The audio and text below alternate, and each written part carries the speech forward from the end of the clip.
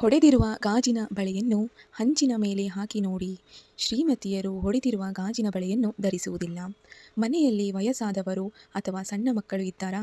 ಎಲ್ರಿಗೂ ನಮಸ್ಕಾರ. Tip number 1, ಶ್ರೀಮತಿಯರಿಗೆ ಉಪಯೋಗ ಆಗುವಂತಹ ಟಿಪ್ಗಳನ್ನು ಶೇರ್ ಮಾಡ್ತಾ ಇದ್ದೇನೆ. ಮನೆಯಲ್ಲಿ ವಯಸ್ಸಾದವರು ಅಥವಾ ಮಕ್ಕಳು ಇದ್ದಾರಾ? ಸೊಳ್ಳೆಗಳ ಕಡಿತದಿಂದ ಡೆಂಗ್ಯೂ ಬರುತ್ತೆ. ಹಾಗಿದ್ದಾಗ ನಾವು ಸ್ವಲ್ಪ ಎಚ್ಚರಿಕೆಯನ್ನು ವಹಿಸಬೇಕಾಗುತ್ತೆ. ನಾನಿಲ್ಲಿ ಮನೆಯಲ್ಲೇ ಒಂದು ಸಿಂಪಲ್ ಆಗಿರುವಂಥ ಟಿಪ್ನ ಹೇಳ್ತಾ ಇದ್ದೀನಿ. ನೀವು ಟ್ರೈ ಮಾಡಿ, ತುಂಬ ಎಫೆಕ್ಟಿವ್ ಆಗಿದೆ. ಮನೆಯಲ್ಲೇ ಇರುವಂತಹ ಯಾವುದಾದರೂ 2 ಅಗರಬತ್ತಿಯನ್ನು ತೆಗೆದುಕೊಳ್ಳಿ. 2 ಊದಿನ ಕಡ್ಡಿಯನ್ನು ತೆಗೆದುಕೊಂಡು ಅದಕ್ಕೆ ನಿಮ್ಮ ಮನೆಯಲ್ಲಿ ಯೂಸ್ ಮಾಡುವಂಥ ಯಾವುದಾದರೂ ಬಾಂಬ್ ಆಗಿರಬಹುದು, ತಲೆನೋವಿಗೆ ಯೂಸ್ ಮಾಡುವಂತಹ ಬಾಂಬ್.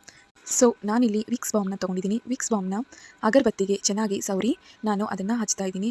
ಈ ರೀತಿ ಮಾಡೋದ್ರಿಂದ ಸೊಳ್ಳೆಗಳ ಕಾಟ ಜಲ್ದಿ ನಿವಾರಣೆ ಆಗುತ್ತೆ. ಮನೆಯಲ್ಲಿ ಒಂದು ಒಳ್ಳೆಯ ಸ್ಮೆಲ್ ಇರುತ್ತೆ. ಹಾಗೆ ವಯಸ್ಸಾದವರು ಮತ್ತು ಮಕ್ಕಳಿದ್ದವರಿಗೆ ಈ ಸ್ಮೆಲ್ಲಿನಿಂದ ಕಫ ಏನಾದರೂ ಕಟ್ಟಿದ್ರೆ ಕಫ ಕೂಡ ಕರಗುತ್ತೆ. ಸಣ್ಣದಾಗಿ ಈ ಸ್ಮೆಲ್ ತೊಗೊತಾ ಹೋದರೆ ಮನೆಯಲ್ಲಿ ಒಂದು 10 ನಿಮಿಷ ಈ ಸ್ಮೆಲ್ ಇದ್ದರೆ ಸಾಕು, ಮನೆಯಲ್ಲಿ ಇರುವಂತಹ ಎಲ್ಲ ಸೊಳ್ಳೆಗಳು ಮಾಯವಾಗುತ್ತೆ. ನಂತರ ಇದನ್ನು ಎಲ್ಲ ರೂಮ್ನಲ್ಲಿ ಹಾಕಿಡಬಹುದು. ಇದನ್ನು ಒಂದು 5 ನಿಮಿಷ ಕಾಲ ಯೂಸ್ ಮಾಡಿದರೆ ಸಾಕು. ನೆಕ್ಸ್ಟ್ ಟಿಪ್ ಬಂದುಬಿಟ್ಟು ಟಿಪ್ ನಂಬರ್ 2. ಮನೆಯಲ್ಲಿ ಅಪ್ಪಿತಪ್ಪಿ ಮರೆತು ಅಥವಾ ಕೈ ಜಾರಿ ಎಣ್ಣೆ ಬಿದ್ದೋಗಿರುತ್ತೆ ಅಥವಾ ಚೆಲ್ಲಿರುತ್ತೆ. ಯಾವುದೋ ಟೈಮ್ನಲ್ಲಿ ಮರೆತು ಹೋಗ್ಬಿಟ್ಟಿರ್ತೀರಾ. ಈ ರೀತಿ ಆದಾಗ ಯಾರಾದರೂ ಸ್ವಲ್ಪ ಕಾಲು ಜಾರಿದರೂ ಕೂಡ ಎಡವಟ್ಟಾಗುತ್ತೆ. ಹಾಗಿದ್ದಾಗ ಇದನ್ನು ನೀವು ನೆಲದ ಮೇಲೆ ಒಂದು ಬಟ್ಟೆಯಿಂದ ಒರೆಸಿದರೆ ಎಣ್ಣೆ ಹಾಗೆ ಉಳಿಯುತ್ತೆ, ಅದರ ಜಿಡ್ಡು ಹೋಗೋದಿಲ್ಲ. ಮತ್ತೆ ಸ್ವಲ್ಪ ನೀರು ಹಾಕಿದರೂ ಕೂಡ ಮತ್ತೆ ಹೆಚ್ಚಾಗುತ್ತೆ, ಕಾಲು ಜಾರಿ ಬೀಳುವ ಸಾಧ್ಯತೆ ಹೆಚ್ಚಿರುತ್ತೆ. ಹಾಗಿದ್ದಾಗ ನೀವು ಮನೆಯಲ್ಲಿ ಯೂಸ್ ಮಾಡುವಂತಹ ಗೋಧಿ ಹಿಟ್ಟು ಅಥವಾ ಜೋಳದ ಹಿಟ್ಟನ್ನು ತಗೊಂಡು ಅದರ ಮೇಲೆ ಸ್ವಲ್ಪ ಚಿಂಪಡಿಸಿ. ಒಂದು ಸಣ್ಣ ಸ್ಪೂನಿನಿಂದಲಾಗುವಷ್ಟು ಹಿಟ್ಟನ್ನು ಚಿಂಪಡಿಸಿ. ನೋಡ್ತಾ ಇದ್ದೀರಲ್ಲ, ನಾನಿಲ್ಲಿ ಎಣ್ಣೆ ಇರುವಂಥ ಜಾಗದಲ್ಲಿ ಚಿಂಪಡಿಸಿದ್ದಕ್ಕೆ ಯಾವುದೇ ತರಹದ ಎಣ್ಣೆಯ ಅಂಶ ಉಳಿದಿಲ್ಲ, ತುಂಬ ಸ್ಮೂತಾಗಿ ಎಣ್ಣೆಯೆಲ್ಲ ಹೋಗಿದೆ. ಟಿಪ್ ನಂಬರ್ 3, ಮನೆಯಲ್ಲಿ ಯಾವುದಾದರೂ ಫಂಕ್ಷನ್ ಇರ್ಬೋದು ಅಥವಾ ತುಂಬ ಕೆಲಸಗಳಿರ್ಬೋದು, ಅರ್ಜೆಂಟಾಗಿ ಏನಾದರೂ ಸಣ್ಣ ಪುಟ್ಟ ಫಂಕ್ಷನ್ಗೆ ಹೋಗೋದು ಇರ್ಬೋದು. ಆ ಸಮಯದಲ್ಲಿ ನೀವು ತಲೆ ಸ್ನಾನ ಮಾಡಿರ್ತೀರಾ, ಚೆನ್ನಾಗಿ ಲುಕ್ಕಾಗಿ ಕಾಣಬೇಕನ್ನೋ ಒಂದೇ ಕಾರಣಕ್ಕೋಸ್ಕರ ತಲೆ ಸ್ನಾನ ಮಾಡಿರ್ತೀರಾ. ಆದರೆ ಬಾಚಿನ್ಗೆ ತುಂಬ ಎಣ್ಣೆ ಆದಾಗ ಅದನ್ನು ತೊಳೆದುಕೊಂಡು ಕೂಡೋಕೆ ಆಗೋದಿಲ್ಲ.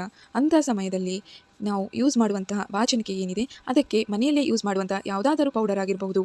ನಾನಿಲ್ಲಿ ಪೌಂಡ್ಸ್ ಪೌಡರ್ನ ತೊಗೊಂಡಿದ್ದೀನಿ. ಪೌಂಡ್ಸ್ ಪೌಡರ್ನ ತೊಗೊಂಡು ಚೆನ್ನಾಗಿ ಅದಕ್ಕೆ ಒಂದು 2 ನಿಮಿಷ ಆಗುವಷ್ಟು ಚೆನ್ನಾಗಿ ಸ್ಕ್ರಬ್ ಮಾಡ್ಕೊತಾ ಇದ್ದೀನಿ. ನನ್ನ ಕೈಯಿಂದನೇ ಮಾಡ್ಕೊತಾ ಇದ್ದೀನಿ. ನೀವು ಇಲ್ಲಿ ಬೇಕಾದರೆ ಬಟ್ಟೆನ ಯೂಸ್ ಮಾಡ್ಕೋಬೋದು. ಈ ರೀತಿ ಮಾಡೋದ್ರಿಂದ ಎಣ್ಣೆ ಜಿಡ್ಡು ಏನಾದರೂ ಇದ್ದರೆ ಹೋಗಿಬಿಡುತ್ತೆ. ಸ್ನೇಹಿತರೆ, ಯಾರೆಲ್ಲ ನನ್ನ ಚಾನಲ್ನ ಮೊದಲ ಬಾರಿಗೆ ನೋಡ್ತಿದ್ದೀರೋ ಪ್ಲೀಸ್ ನನ್ನ ಚಾನಲ್ನ ಸಬ್ಸ್ಕ್ರೈಬ್ ಆಗೋದನ್ನು ಮಾತ್ರ ಮರಿಬೇಡಿ. ಹಾಗೆ ನಿಮ್ಮ ಫ್ಯಾಮಿಲಿ ಮತ್ತು ನಿಮ್ಮ ಫ್ರೆಂಡ್ಸಿಗೆ ಕೂಡ ಈ ವಿಡಿಯೋನ ಶೇರ್ ಮಾಡಿ. ಶ್ರೀಮತಿಯವರು ಈ ವಿಡಿಯೋನ ತಪ್ಪದೇ ವೀಕ್ಷಿಸಿ. ಹಾಗೆ ನಿಮ್ಮ ಫ್ಯಾಮಿಲಿ ಮತ್ತು ಫ್ರೆಂಡ್ಸಿಗೆ ಕೂಡ ಶೇರ್ ಮಾಡೋದನ್ನು ಮರಿಬೇಡಿ. ನಾನಿಲ್ಲಿ ಆ ಬಾಚಿಣಿಕೆಯನ್ನು ಸ್ವಚ್ಛಗೊಳಿಸ್ತಾ ಇದ್ದೀನಿ. ಒಂದು ಬಟ್ಟೆನ ತಗೊಂಡು ಒರೆಸ್ಕೊಂಡ್ಬಿಟ್ರೆ ಸಾಕು. ತುಂಬ ಈಸಿಯಾಗಿರುವಂತಹ ಟಿಪ್ಸ್.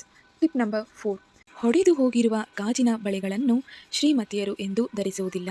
ಅದಕ್ಕೆ ಹೆಚ್ಚು ಮಹತ್ವನೇ ಇದೆ. ಶ್ರೀಮತಿಯಾದವರು ಅಥವಾ ಯಾವುದೇ ಹೆಣ್ಣಾಗಲಿ ಹೊಡೆದಿರುವ ಗಾಜಿನ ಬಳೆಯನ್ನು ಧರಿಸುವುದಿಲ್ಲ. ಯಾಕೆಂದರೆ ಮೊದಲಿನಿಂದ ಸಂಪ್ರದಾಯದಿಂದ ಬಂದಿರುವ ಪ್ರಕಾರ ನಮ್ಮ ಮನೆಯಲ್ಲಿ ಹಿರಿಯರು ಹೇಳಿರುವ ಮಾತೇನೆಂದರೆ, ಹೊಡೆದಿರುವ ಗಾಜಿನ ಬಳೆಗಳನ್ನು ಧರಿಸಿದರೆ ಮನೆಗೆ ಕೆಟ್ಟದಾಗುತ್ತೆ, ಮದುವೆಯಾಗಿರುವ ಗಂಡನಿಗೆ ಕಂಟಕ ಬರುತ್ತೆ ಅಂತ ಹೇಳ್ತಾರೆ. ಇದನ್ನು ನೀವು ಹಂಚಿನ ಮೇಲೆ ಹಾಕಿ ನೋಡಿ, ಎಷ್ಟು ಮ್ಯಾಜಿಕ್ ಇದೆ ಅಂತ ಗೊತ್ತಾಗುತ್ತೆ.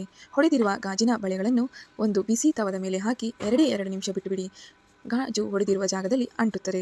ಟಿಪ್ ನಂಬರ್ 5, ಮನೆಯಲ್ಲಿ ವೇಸ್ಟ್ ಅಂತ ಬಿಸಾಕುವ ಬಳೆಗಳು ವೇಸ್ಟ್ ಆಗಿದೆ, ಇದು ಶೇಡಿಂಗ್ ಇಲ್ಲ, ನಾವು ಹಾಕ್ಕೊಳೋದೇ ಇಲ್ಲ ಅಥವಾ ತುಂಬ ವರ್ಷಾನುಗಟ್ಟಲೆ ಇಟ್ಟಿರುವಂತಹ ಬಳೆಗಳು.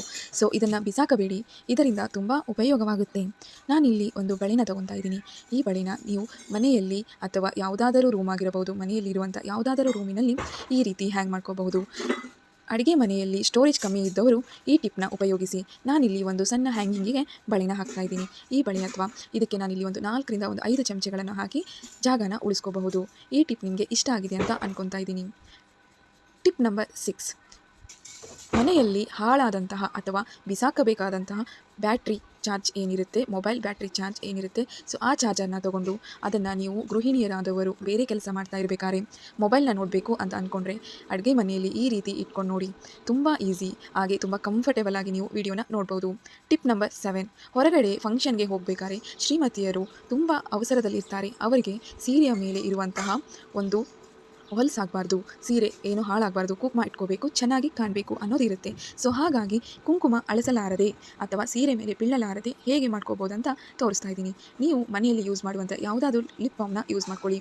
ಲಿಪ್ ಬಾಮ್ನ ನಿಮ್ಮ ಹಣೆ ಮೇಲೆ ಹಚ್ಕೊಂಡು ಅದಕ್ಕೆ ನೀವು ಕುಂಕುಮವನ್ನು ಹಚ್ಚಿ. ಇದು ನೀವು ವಾಪಸ್ ಫಂಕ್ಷನ್ ಮುಗಿಸ್ಕೊಂಡು ಬರೋವರೆಗೂ ಹಾಗೇ ಇರುತ್ತೆ, ಕೆಡೋದೇ ಇಲ್ಲ. ತುಂಬ ಈಸಿ ಮತ್ತು ಶ್ರೀಮತಿಯವರಿಗೆ ಇಷ್ಟ ಆಗುವಂಥ ಉಪಯುಕ್ತವಾದ ಟಿಪ್ಸ್ಗಳನ್ನು ತೋರಿಸಿದ್ದೇನೆ. ಫ್ರೆಂಡ್ಸ್, ಯಾವುದು ನಿಮಗೆ ಟಿಪ್ಸ್ ಇಷ್ಟ ಆಗಿದೆ ಅಂತ ಹೇಳೋದನ್ನು ಮಾತ್ರ ಮರಿಬೇಡಿ. ಇಲ್ಲಿಯವರೆಗೂ ನಾನು 7 ಟಿಪ್ಸ್ನ ತೋರಿಸಿದ್ದೇನೆ. 7 ಟಿಪ್ಸ್ನಲ್ಲಿ ನಿಮಗೆ ಯಾವುದು ಇಷ್ಟ ಆಗಿದೆ ಅಂತೇಳಿ ಲೈಕ್ ಮಾಡಿ, ಹಾಗೆ ಕಮೆಂಟ್ ಮಾಡೋದನ್ನು ಮಾತ್ರ ಮರಿಬೇಡಿ.